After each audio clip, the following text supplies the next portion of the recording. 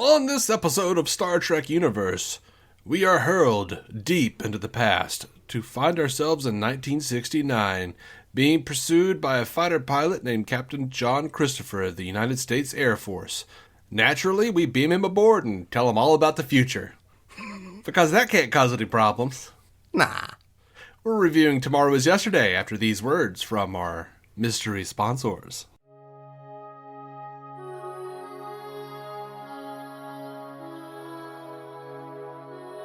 Welcome into Star Trek Universe. We are continuing our reviews of Star Trek, the original series, with Star Trek 122, Tomorrow is Yesterday. I'm David C. Roberson, he who hath seen all the Trek numerous times. I am Effie Ophelders, she who hath seen, what we've done up to this point once. Because that's kind of the concept. You get it? That's the concept, yeah. It is. And we're now in 1969. Nice. Yeah. As a person who hasn't been trained, and I haven't served, enough to be a starship captain, I'm a little troubled with how little Kirk considers the folly of time travel here. He doesn't care. No, there's... Don't lock on a tractor beam. Don't beam him aboard. Don't show him around. Maybe put on some other clothes before you go down to the 60s. Don't tell him about his son. Maybe don't give him the same fucking outfit because, looks better in the show, I guess. Like, just have him wear his normal shit. Like, yeah, just makes it much easier to spot him. Like, but also, if someone is already like, I'm not sure if his vehicle can withstand the tractor beam, then don't do it anyway and be like, let's beam him aboard before we accidentally fucking crush him. Like, it makes so little sense. It escalates very quickly. Yes. Yeah. So this episode is special to me because it makes very little sense from the get-go. What the characters do, how the characters get there. Which, by the way, this was supposed to be part 2 of the Naked Time. Right. Okay. Remember part 2? Like at the end of Naked Time, was they went back 3 days in time. Yeah. And went back to before they encountered the virus, so they didn't do it somehow. Like, so they did. Yeah, I vaguely recall, but I was about to ask, like, we'd unlocked time travel already. I just didn't remember quite in what way it functioned and whether or not this was the same way of traveling through time. I think the way they did it in Naked Time was the same as the way they got back home. But the way they got here was trying to break away, using all warp possible, trying to break away from a black star, I think they called it. And then the breakaway was like a rubber band snapping and sent them hurtling into the past. Yeah, they went really fucking fast, sure. Point taken. But then what's the difference with how they got home again? Because they also tried to recreate that speed by using the gravity of the sun, right? Right. Slingshot maneuver around the sun. Yeah. They'll do that a few more times in Star Trek because it was apparently made a thing. So yeah, it works. It's now been established. Fair enough. And that's one of the great things about this episode is that it, a lot of Star Trek different points pulled from this episode, like either through format, they borrowed heavily from the tone. Like it was very much like there are future episodes and at least one movie, I say 2, that use time travel and have very much this like tongue-in-cheek, like, well, we're gonna go and flounder in the past for a second, and yeah. Whoops, people from the past reacting to the future, and whoa, no, Of course. It is funny to watch it today and be like, oh no, the past is also the past to us. It adds a layer. It must have been different than watching this in the 60s. Yeah. Yeah, because at the time it was their future, I think. Yeah, a couple years ahead. Yeah. Yeah, it's intriguing to watch an episode that is this fun and this entertaining while also being this nonsensical and infuriating. Yeah, the way they like get to the end and somehow beaming them down into their own bodies, like without erasing their memory somehow. Yeah, it is confuzzling. Yeah. Like, I feel like it would have been cleaner to just be like, no, we're going to go back into the past. We'll shoot these people who've seen too much. And then their past versions can live on in this timeline and be fine. And you know what? Like, I'm saying, even beaming, because, like, if they kept them on board, those are alternate universe versions of those characters. They exist within a new pocket of reality because their previous selves would be there and wouldn't get into the tractor beam, etc. Right. So, like, they would just continue to live their lives if you didn't interfere and got away on time this time, which you did. So it makes me wonder, like, why not try to retrain those people into some level of life in the future? Exactly. Like, why wouldn't that be the sort of bittersweet ending of, like, they have to start to adapt to this otherworldly life that they're not used to yet, like their children? Like, that's interesting. You could have done something with that, but apparently it's possible to merge them into their past selves and just now I'm in this moment, but also I'm not gonna tell everyone about this shit. So confusing. Well, they're in that moment, but I guess they've forgotten since they went back. Yeah. And you also, like, initially they were like, oh, you're gonna have to stay with us. Yeah. You can never go home. And then Spock was like, yep, he doesn't amount to anything in the future, which damn, dude.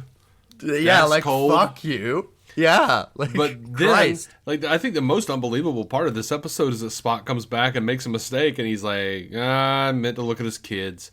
Yeah, I forgot that, history had offspring and shit. It's like, that's the point, Spock. Why did you not look at that? You just wanted to be what a if dick he had, like, just a great grandchild that was more important? That could happen. Yeah. Like... Which, and then you wouldn't have had to spoil the fact that it was a different kid than the one he already had. Because he had 2 daughters, apparently, who don't amount to anything, which is just dickish. Yeah. But no, his son's gonna matter. Fuck. Yeah. I mean, it is nice for him to be like, I don't have a son, and they're like, not yet. And he's like, oh. Like, I'm gonna be a dad. No, you're already a dad. It's just a different kid. It's a fun little realization. And he doesn't say, I'm gonna be a dad. He says, I'm gonna have a son. No, I know he doesn't say that, but it's the response where I'm like, of course this dad is gonna be like, oh, finally one of my gender. Well, also, you have a guy reacting to the fact that, like, not only do I have a son, I have an assurance that he is not going to, like, wind up a loser. No, this is the guy. He's going to be fine. He's going to matter. I'm not going to screw him up. He is going to matter so much. He's the first person who goes to effing Saturn. Like, that is, for an astronaut, too. Like an astronaut type space pilot, whatever. Yeah. Dude, he's excited. He's not an astronaut. He's a pilot. But he's just like, my kid's going to go to Saturn. Saturn. My kid's going to do better than me. Yeah. Yeah, that's a joyful moment. Absolutely. Also, how old was this kid when he got to Saturn? Because that would have happened already by now, wouldn't it? I don't know. If this was 69, like... Have astronauts gone to Saturn? Don't think so. In real life? Yeah, I don't think so. No, so I'm like... He's running out of time, this son. Oh, yeah. Well, the temporal wars make everything canon. Sliding timeline. Right. That's right. Of course. Yeah. And importantly, this, if you go by that, this episode is not canonical anyway. It's only canonical, really, by the old timeline, or the very first timeline, maybe. Where Kirk refers to the United Earth, whatever. Oh, sure. Yeah. Or United Earth Space Probe Agency, which he describes as a combined service. Like, I mean, he could be just, like, trying to mask Starfleet with a real title of a real thing from another time. Because they Star Trek Enterprise does like establish canonically that is an agency within the Federation or early Starfleet anyway. Right. But yeah, the United Earth thing is also what they called Starfleet for a minute before they settled on Starfleet. Right. But that's no longer canon, so how do timelines work in this universe? Well, every way, like every form of time travel is used in Star Trek. Right. Sometimes you have to fly around the sun. Sometimes, you go back in time and you only affect the future. Sometimes the minute you enter the past, you create an alternate timeline. Sure. There's no consistency, which makes me think there are lots of different ways to do this, and depending on how you do it, means whichever way time travel is going to work that time. But also, back in Enterprise, they introduced something called the Temporal Cold War, and in Discovery, they have said that there were multiple temporal wars. Delightful. And in Strange New Worlds, they have now set it up to where the timeline is shifting consistently and things are changing because of the temporal wars. So being fought in the past, affecting the future. That's all over fun. the place. That is fun. Yeah. That's why I was like really excited a couple months ago when a new Strange New Worlds came out called Tomorrow and Tomorrow and Tomorrow. And they basically Shakespeare. There's so much Shakespeare in Star Trek. So much. Oh yeah, you've told me again. Like yeah. But everything is canon. Like they've established this, and I had already headcanoned it. Temporal Wars makes everything canon and not canon at the same time. So it's a lot of fun. Yeah.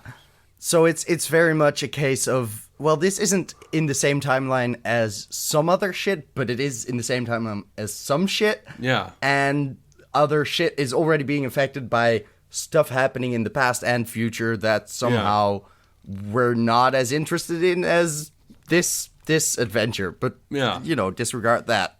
Yeah. Like, part of that is really cool. Because, I want to now watch the Temporal War shit. I also want to finish reading This Is How You Lose the Time War, but that's a different subject. Yeah, it is a little bit. But the first thing I thought of was Doctor Who. The first thing I thought of was Doctor Who. One day I'll get into that shit. I wish they would do a season or a show or a movie about the Temporal Wars proper. Yep. Same. Already in. I'm sold. But they haven't done it yet. It's only really been a thing that's been mentioned. Like, the closest we got is as an abstract, like, it's a thing that explains some shit. Yeah, it's, well, not even just that, but like sometimes it plays into little mini stories. Like the Temporal Cold War was pretty much what the first, I don't know, 2 or 3 seasons of Enterprise was about. And cool. The Temporal Wars have really only been mentioned here and there on Discovery and Strange New Worlds. Okay. So I have like 8 more years until I get there. I mean, maybe. It depends on how quickly we do this. That's fair. Like, how many episodes can we release in a given time? Yeah, we'll see. Yeah. It's rough.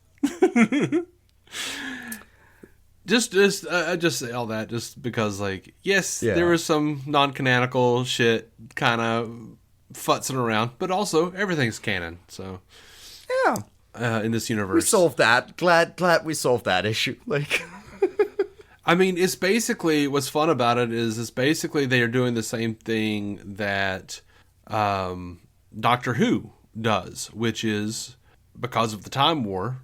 Multiple things happened, and because of the constant time traveling, multiple things have happened. Multiple, realities have taken place, and sometimes it's undone, and sometimes it's not. Like the Doctor Who Memory Alpha, basically, their wiki basically just like lists everything as canon. Mm-hmm. And it just says, like, oh, in this version of the timeline, this happened. And, like, they kind of indicate that, like, yes, everything is canon. And even like they did because they do these audiobooks where the actors come back and do audio adventures. Oh, cute. And the Eighth Doctor was only seen, initially was only seen in a made-for-TV movie, and it failed to create a series like they thought it would. So he never came back until like this 50th anniversary, where we get like a 10-minute segment where he just like, it's like him regenerating into the next Doctor, but he gives a toast to all of his former or fallen companions. And he lists off all of the companions that they wrote for him in the stories, even though some of those stories contradicted canon and contradicted each other. Love it. Isn't that great? But all of it happened. Fuck you. Yeah, according to some comics, which they also include in the official continuity, of course, and certain audiobooks, like those were people who were with him during the Time War. While the Time War was happening between the Time Lords and the Daleks. That's just like, oh, my kind of jam, dude. Like, yes. Sounds fun as hell. I still have not gotten into Doctor Who because I don't know where I want to start. Oh, start in 2005. Series 1, 2005. The Moffat reboot thing, yeah, I figured. Yeah, I mean... Pre-Moffat even, is that? I don't know. It is anyway. Pre-Moffat. It's Russell T. Davies... Christopher Eccleston as the Doctor. I forgot his name, or I would have said his name, but I was just like, that face. I know that face. That's the one where with the one of the pretty companions. Anyway, yeah, I also forgot her name all of a sudden. Rose was her name. Yeah, I meant the actress, but sure. Billie Piper. Same thing. Thank you. I did know that name. God damn it.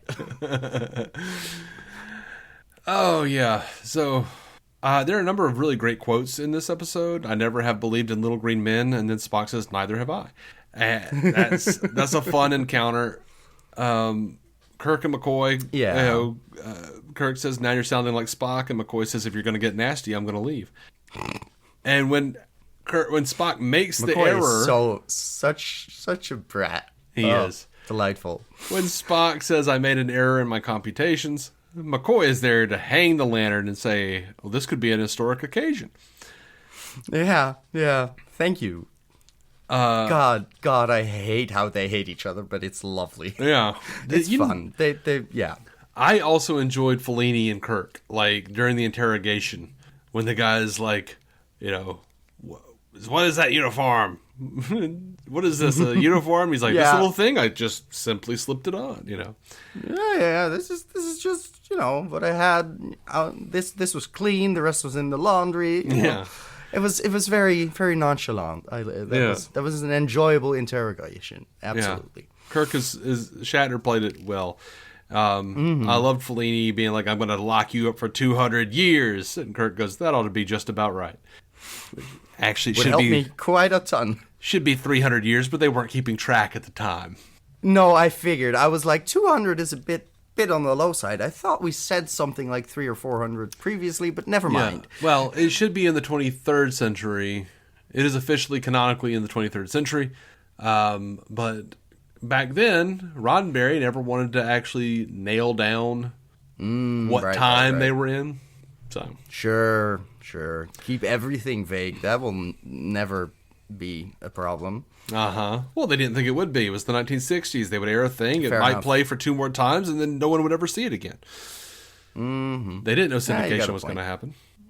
That's why if you go back, all of the people in all these shows had terrible contracts that paid them almost nothing, and they would only pay. Oh fuck! They would only pay them royalties for 5 reruns.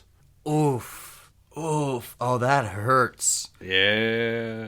Home release wasn't. Oh God. There was no home release. Exactly. That wasn't a thing yet. So you're fucked. Mm-hmm.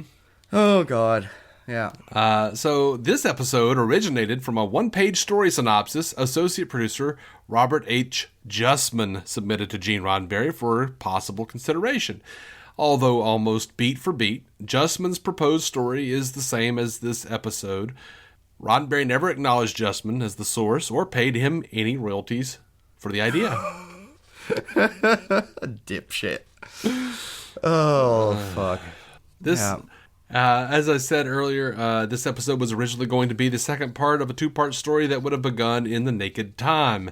In an earlier draft of the script, when Kirk ordered a hyperbolic course, he wanted the direction to be, quote, "doesn't matter, the way we came, toward Earth." That sounds Fair enough. fun. I kind of wish they had been able to do that instead of having two separate incidents of time travel. Indeed. If only for me to just better remember what happened last time and how that fits in, you know? According to Memory Alpha, the events of this episode, which take place in 1969, occurred over a year after those of Assignment Earth, which takes place in 1968. Assignment Earth will be a future episode for you. I figured. And it will also take place in the past. And Apparently 68, I'm guessing. Yeah. So We'll get there. this is the last episode in which Spock's rank is stated as Lieutenant Commander. Oh, okay. What is it from here on out? He's just straight up Commander, yo. Oh, okay, sure. Whatever. Yeah, first in command, you know. Yeah, fair enough. Makes sense. Yep. So, Voyager, there's an episode of Voyager called Relativity, and would later establish a process of reintegration of multiple copies of a person created by time travel with all sets of alternative memories left intact. The exact details are not specified, but the temporal transporter's existence potentially implies that Spock's transporter technique from this episode had been improved and standardized by the 29th century. Okay, sure. Yeah, Because it is, you know, at least it's acknowledged that this is a thing. Like, in 67 they made it up, so now we have to, you know, deal with the ramifications, I guess. Yeah. I do like that they have seemingly multiple techniques and multiple ways of doing time travel, clearly. Yeah. And that they can just be like, okay, so if we do it this way, this can happen. And if we do it this way, this can happen. So we got to make sure that we do it this way. Because Press the right button so they're merged and not separate, and like, delightful. Make sure. But also, wasn't time travel novel in the first time it happened in the series? Like, wasn't it a new, like, oh, I think we unlocked this for the first time? Like, yeah. or was it a thing already? Yeah. Yes and no, sure. because that is the way of time travel. Oh, sure. God damn it. The Enterprise was the first, but also it had happened thousands of times already. Yeah. Because linear time is an illusion, and fuck chronology. Well, Sure. if you want to play with it and really just go Yeah. like, let's grab the most logical solution. Shit's happened over and over again. Every time it does, Starfleet puts that shit under wraps. This is a classified report. We cannot tell people how to do this shit. If they lose somebody, Yeah. they might try to go back. They might do this. Yeah. And People at least, should not do it on purpose. at least by the 24th century, we literally have, you know, a time travel story, and then that's a lot of fun. It is my favorite episode of Star Trek, but the bookending chapters of it are like a couple of very tired, somewhat annoyed guys showing up to question Cisco, and they are from the Department of Temporal Investigations. Of course. And Captain Cisco's like, "Don't worry, we didn't change anything." And they're like, ugh, "They always say that." Yeah, you know, they're fucking just lies. Like, Yeah, it's like, everything seems the same as when we left. Yeah, sure it does. or really it was Fuckwit. like, "We didn't change anything." Well, how can you be sure you didn't change anything? And he's like, "If we had, me and my crew would have been the first to know." And they're like, "Oh God, they always say that. I hate when they say that." So I love the idea of these like very put upon Yeah. agents who have to like go and talk routinely, apparently, to different captains who have experienced time travel and gone back in time. Like, Yeah. Honestly, the Ministry of Temporal Investigations, dream job. I would love to dig into that shit and be like, which fucking timeline am I in right now? How did this happen? Who fucked it up again? Yeah, that would be Like, fun. Sounds delightful. That could be a show on its own, honestly. It would be fun as hell. I know. I wish they would make that show. I want to see Star Trek Department of Temporal Investigations. Jesus, that was hard to say. DTI. Anyway, yeah. All right. Let's try and pitch that show sometime. We'll work on it. Jesus. Yeah, could be fun as hell. it could be. So anyway, I don't know. What did you think of the fact that this was kind of a comedic episode, though? It didn't instantly strike me as that. Not until the interrogation, I think, where it was like, okay, we're kind of fooling around. We're just, dunking on these goofballs in the military, whatever. Like, up until that point, I was just like, oh, we're snooping around. We're doing some actiony stuff. We're just hanging around with the captain who, whoops, we had to rescue him, I guess, instead of letting him die. But it was kind of zany just in the, we're meeting the future. And it didn't feel too much like a comedy. Like, it didn't strike me as, oh God, we're really making a tonal shift right now to where I wouldn't recognize the characters anymore. Well, no, I don't think in most Star Trek that does like a comedy hour. I don't think you usually they will definitely do comedy, but you don't lose the feeling that they're in the same universe or that it's wouldn't want not that them. either. But one of my first indications that this is a comedy episode is the freaking computer being like, yeah, my goodness, I almost forgot about that. Yeah, and Spock said that and he is so awkward about it. they got updates from someone in the Federation who it was a planet full of women, and they decided the computer lacked a personality and decided to give it one. Yeah, weird, but it is very. I blame these women on this planet for making her affectionate woman. I want my old computer back. But I forgot about that part. That part was thoroughly unnecessary for the plot and therefore absolutely just there for laughs. Yeah, and it wasn't funny. I did enjoy how... It wasn't funny either.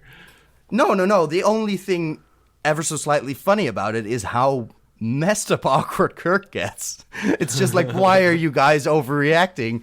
She's not even that affectionate. It's just she ends sentences in dear, and sometimes she sounds disappointed when you criticize it or for it. It's just it's fun. Yeah. But it's not like funny to hear the lines come out of the computer. It's just the way they handle it poorly that's the fun part. Yeah, it's weird. I mean, I kind of get it from a standpoint of hey, I just beamed this guy from the past up into my ship, and I want him to be really impressed with all the cool shit. Yeah, exactly. And then, I'm like, hey, computer, do a thing, and she's like, I'll suck your dick. And this guy from the past is like, oh no. Oh, that's where we're headed? This is weird. Emphasis on head. Fair enough. It is not the first impression you want to make, but it was weird. It was just a weird choice to have it in there, but it was fun. Yeah. I lived. Yeah, it was just strange to me. I did much more enjoy the performance of the second guy they accidentally beam up, who is just so unnerved by the entire thing. He just keeps standing there completely still, staring at Spock and shit. You went from being the aggressor, holding your gun, talking some shit, and then all of a sudden you're just like, I am a possum. I am frozen. I have no idea what to do now. Yeah. Let me just stand still in hopes that no one notices I'm here, even though they're clearly looking at me. That's just, that was just no, he seems quite content to stay where he is, where it's come on. Yeah, which I don't know how a brain, if I got beamed up, I don't think I'd do much different than just stand still and just look around oh shit, what is this? I mean, I'd probably stand up straight because my back would not keep that up forever, but at the same time, if I were Spock, I would have, just to be safe, grabbed his gun first. Yeah. Like, don't leave him standing there with his gun. Who knows when he's going to decide to pull that trigger and, blast a hole in some fucking air vent. Yeah. I don't know. Yeah. I don't know. But it was comedic at least. Oh, yeah, no, it was they were buffoons, the whole military. And I never dislike, portraying military men as buffoons. So I'm there for it. Yeah. I'm always okay with it. The police, the military, they're just fair game. That's kicking up. I'm good with it. Uh-huh. I don't think I have anything else on this episode, and I know we're not giving people the time that they expect. Oh, yeah, poor listeners. That is fair. That sounded There's sarcastic not... as shit, by the way. You're like, oh yeah, poor listeners. Fuck them. Like, they can listen to something else. There's hours of podcasts online. The only Jesus. people I hate more than military and police officers are the fucking listeners, and I hope they all die. No.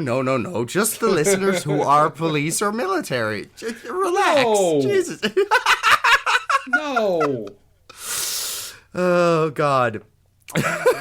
How did we get here? Why did you do this to me?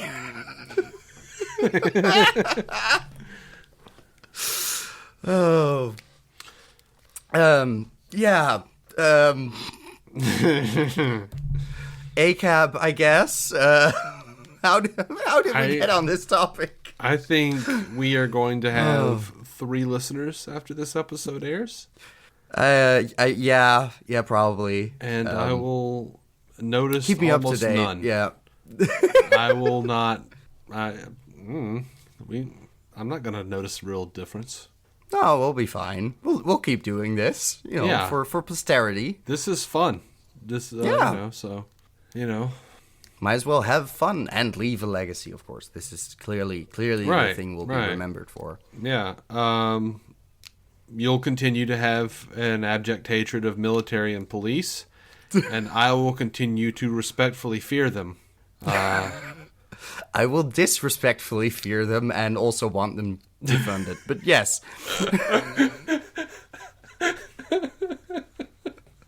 We're very close in some ways. Yeah. Just the fear. The fear is the most important thing. The fear is the universal truth that we all live in. I'll personally try to pretend like I don't know why I fear them so ardently. And you guys can draw your own conclusions. Is it the mental illness? Is it the fear of just being seen on the street and being like, he's not quite well, is he? He's just rambling to himself now. Yeah. No. I got thrown against a car, a police car, because I had an allergic reaction to a cat. And the guy was like, you look like you're fucking tweaked out on something, boy. And I was like, oh, God. Yeah, it's cat fucking spit. Like, what the fuck do you want from me? Oh, yeah, God. I'm not tweaking on anything. I it was very clear. Yeah. But anyway, okay. I haven't had great, I know I'm just a white dude, but I haven't had great interactions. You haven't with had police. great experiences with U.S. police? No? Jesus, that's weird. No. I've heard so many good things about them. Oh. And even though I am like the whitest dude you may ever meet, to be clear, I have had police officers be very super, super nice to me until they look at my ID and realize my middle name is Carlos, and then they get angry. Get the fuck out. Absolutely. That's the level of my and to God. goodness. That's... I've had several guys ask me for my papers. I've had 2 or 3... I was born here, you motherfucker. Jesus. 2 or 3 of them actually started speaking bad Spanish at me in a mocking tone. Yeah. Oh, God. It's weird, so... Oh, that's real awful. I feel like I have a reason to fear a little bit. Yeah. And apparently disrespect. they're racist against white people, too. It's the only case I've ever heard, but Jesus. Yeah. Apparently reverse racism is real as long as they think you're not white. Yeah. So it's not really reversed, is it? Actually, though, but ironically, like the dude that threw me against the car, I got out of that situation without going to jail because I knew another cop who happened to be that dude's sergeant and mentioned it. That's very useful. Yeah, and he got scared, and he eventually did lose his job, actually, for doing something just as messed up to somebody else. Of course. But yeah, that was... I wonder why this job attracts so many people who want to abuse power. Weird. I've known a couple of really cool cops. Oh, I'm sure there's a couple. Yeah, just you know, some of them not so much. Yeah. Too many, just too many. How did we get on this topic? Oh, wait, there was a lot of military in this episode. Yeah. I get it now. Yeah. But anyway. I mean, the military guys who just want to fly their planes for a bit, that's fine. Don't bomb anyone, but otherwise, just have fun up there if you want to be a pilot. I think it's important to acknowledge that in every profession, there are dickheads who don't understand that authority doesn't mean you have to be ruthless and or abusive. Even in podcasting, honestly. Like, we've got Rogan. Like, our profession has its fair share of nutbags, and you know, it happens. Well, I think you don't have to go to Rogan immediately ananymore because you've got Jake and Logan Paul who are now podcasting. God. Are they podcasting? Yeah, so we officially have a worse one, at least. I'm sure in some ways. I don't know what their political beliefs are. I'm not sure they can verbalize them, but anyway. Yeah. Or conceptualize. I don't think they know what conceptualizing means. That's important. That, you know. It helps. Anyway, we're picking fights with really big podcasters, and they'll never find out, thankfully. Yeah. All I'll have to say is, I love you, Mark Maron. I love you, Conan O'Brien. Please save us.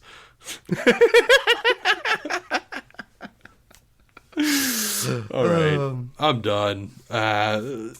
What are we talking about next week? I don't know. Oh my God, I don't know either. Hold on. Let me look. I am seeing some Archons that might be returning. The return of the Archons. Yes, return of the Archons. And then we'll also be talking about A Taste of Armageddon the next week. Which sounds like a weird flavor, to be honest. It's just a hint. It's just a hint to Armageddon. Okay. It's just like a splash of Armageddon on the tip of your tongue. I can deal with that. That sounds fine. It tastes I'll be okay. It tastes like doo-doo and a little bit like sulfur. I mean, I'm going to hell anyway. Might as well get used to it. Well, on that note.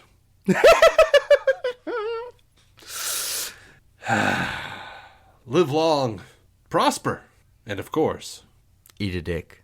Or dick people, if you're Dave and, you know, don't quite get the sentence otherwise. I get the sentence. It's just, it sounds like you're saying, eat a dick people, and I'm like, a whole people but a single dick people, no, a dick people is like, that's weird. There are penises that they hold briefcases and they have small suits on. Well, some of them have small suits on, others have bigger Other ones suits. have, it depends, really. Yeah. But I the imagine suitcases are all small, but... Yeah, but I imagine them as like that mini city in the Twilight Zone that the astronauts come across of like tiny people and... But dicks? Yeah. Yeah, but that makes sense.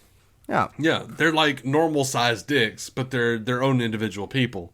Yeah, but also if it was eat a dick people, that would imply there are many different dick people. That's right. And I want you to pick a people and eradicate them. That is they're very dicks. Genocidal. Like they are dicks. Genocide is not okay, even if it's dicks. No, I'm saying they are dicks. So there are many different dick peoples because they haven't evolved enough to be non-segregated. Fair enough. They are just many peoples, of course. Right. Yeah, that is... Thankfully, us humans... yeah. We'll get there, I hope. You want us to all be segregated? No. We're not as evolved either. We are still segregated. Don't misinterpret my point. The dicks are completely segregated. There are no black dicks in the white dick colony. Everyone is segregated.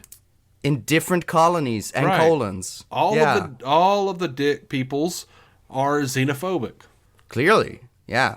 They have tiny, very, very, very small, tribes for different dicks who happen to be mixed. Family is basically as far as the hatred, outside of that, lack of hatred extends to direct family. Right. Related by blood, you can be in my colony or colon, whichever. Ooh, that's it. No, that's incestuous. Never mind. I don't know what we're talking about anymore. It's gotten weird. You're gonna have to cut this off in editing at some point. You're just gonna have to end on. Thank you for listening to the Star Trek Universe Podcast, a Stranded Panda production. If you'd like to hear more from David C. Roberson, check out the DC On Screen podcast or maladjusted.tv for his web videos. If you'd like to hear more from Matthew Carroll, check out the Marvel Cinematic Universe podcast or listen to his music. Just search for Matthew Carroll anywhere you get music.